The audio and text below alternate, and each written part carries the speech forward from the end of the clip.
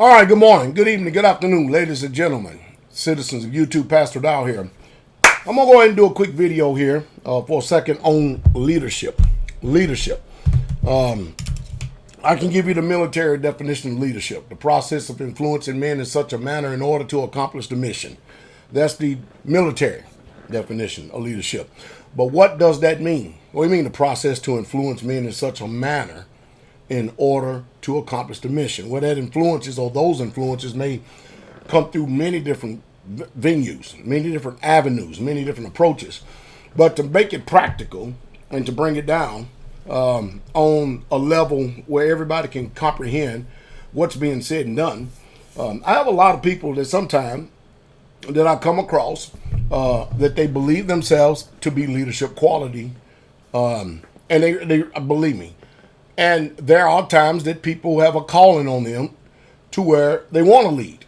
But many times they think that this leading is you're in a position and you just tell people what to do, and people are automatically supposed to comply with what you say. And then if something messes up, they don't want the responsibility that comes with leadership. They want to blame shift it back on the people who is up under them, up under their leadership. And that just is not the way that it works. A lot of times, leadership is more than what a lot of people can actually really truly handle. What I've done in the past in the communities, in the ministry of Straitway, is I've had people that will push, talking about they want to be a leader. So first thing I'll do is I'll give them a task, and then I will put people under them, and I'll give them a certain time that this task needs to be accomplished by. And then I will wait it out, sometimes give it a little bit longer, and then I would come back and then I would question the leader on the task at hand. And a lot of times the task either didn't get done right, or either there was contention, or there was some type of dissension, or either way it goes, there was something that threw a monkey wrench in what's supposed to get done or the task being accomplished. And so I will go straight to the leader. And the first thing that the leader would do is start giving me all these excuses why this didn't get done, why this didn't get done, start pointing the finger at the person or the people that's up under him. And I'm listening very closely. And the first thing I would do is put the finger right back on him. I said, but this is under your watch. This is under your tutelage. This is under your leadership. I'm not going to the people that are under you when I put you over that task to accomplish the mission, and all I'm getting from you is a bunch of excuses why it's not being done. And here's one of the great failures of leadership all across the board. I don't care what you're in, is blaming the people that are up under you for your lack of leadership. See, we have this thing in us that we think that people are automatically going to comply and abide, and they automatically get the mission or the task at hand. And if you're going to be a leader and you're given a task and you're given a mission, you have to know that task and you have to know that mission better than the people that are up under you. And not only that, there's this old saying called lead by example. Let me give you an example. Let's say everybody knows that we build. We can build homes, we can build shops, we can build garages, we can just build, all right? So I build, all right? It's one thing for me to sit out there and say, okay, brothers, this is what we need to do, all right? And this is what the task is at hand, and this is what we need in order to accomplish this mission right here, to get this building done. But if I'm not out there leading by example, and nor have I ever led by example, the people that are up under me is never going to have the confidence to follow me in the mission at hand. And if something goes awry, if something is off, I can't sit there and blame the people, because if I'm the leader, I'm also responsible for training the people that are up under me. I'm also responsible for making sure that they have the tools, that they have the materials in order to accomplish the mission. In other words, take away all the excuse so their mission can get done.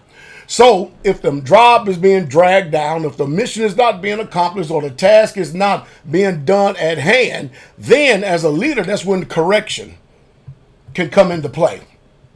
That's when remedial correction can come into play. So, for instance, I'm a master builder, okay?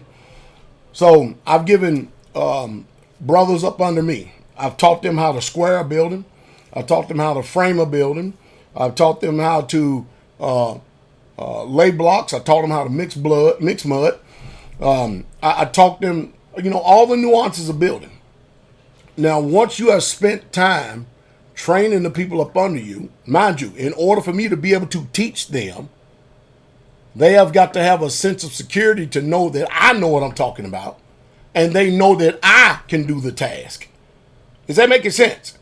Because if you're going to be one of these piss poor leaders to where all you're going to do is just tell people what to do and then run around like a fat cat and stuff, they're not going to have any respect for you whatsoever at all. And then they're going to have this undertone in their spirit to where they're going to honor you for your position, but they're not going to honor you as a person. And because, telling people what to do, and just as well as I do, if you're out in the cold, if you're out in the heat, and you're telling people what to do, and you're driving around in an air-conditioned car and all this old other stuff, and you're doing all this, and you're not in the brunt, and never have you ever been in the fix of the day, they're going to look at you, and all of a sudden, part of the job is going to start either going slower, and of course, in building, time is money. Or you're going to notice that things are not being done adequate enough. They're not being done with precision. They're not being done with perfection. There's excuse for every shortcut. And then you have to, as a leader, learn how to manage that. And you also have to learn how to discipline. You have to learn how to discipline and reprimand when necessary. And of course, this is the uncomfortable part, because you can't just be in a position of leadership and think everything is going to be hunky-dory. It's just simply not. But the way that you remove people's excuse and the way that you become a leader that people are confident in following is when they see you and you already have a footprint that you have laid down over a process of time and years, that they know what you're talking about based on what you've done in the past, based on they've seen buildings that you built, based on they've seen you out there in the mix during the heat of the day or in the cold of the winter. They know you have been there and done that. So therefore your words don't fall on deaf ears. And so when they're out there and some spirit comes and ministers to their mind and say, well, where's the leader at? Where's he at? They can't really say that because you've already been there and done that. You already have been a partaker in what they're doing. And so if you want to know the reason why any job or any community, you can apply these principles to any aspect of life whatsoever at all. If they don't see you trying to improve yourself, they don't see you being better than the rest, then they're not going to have confidence in you, and you can't expect them to, because you have not led by example, but you have helped even more so to cause them to be that much more offended. And you have to take responsibility of that, duly responsibility of that, because somebody like me that could possibly be over you, I'm not going to question the people. I'm coming straight to you and questioning you why this, and that, because I can do it, because I've been where you are. Now I'm in a greater level or step higher than you. So there's nothing that you're going to tell me, and there's no way you're going to respond to me, and there's nothing new that you're going to put forth to me, because I've got like almost 30 years experience in this. So I've done heard you. I done heard your excuses. I've done seen you somewhere before. And so when I start asking you questions, you better believe that these questions are questions that are formed because of experience. Because I'm looking for an adequate answer. And if you can't give me the answer that I know that should come from it, I already know BS when I see it, and I'm learning the character of the person that you are. So a lot of people want to be leaders, but they're not willing to sit down and learn and go through the painstaking task of being under authority so they'll know how to be in authority. Hope I said something this day, time, and hour that will stimulate thought with each and every last one of you, some way, somehow, that it would have add value to your life today. That's my prayer. That's my hope. Pass this video around, listen to it again and again and again, and I pray that these sayings sink deep down into your heart. The King is coming.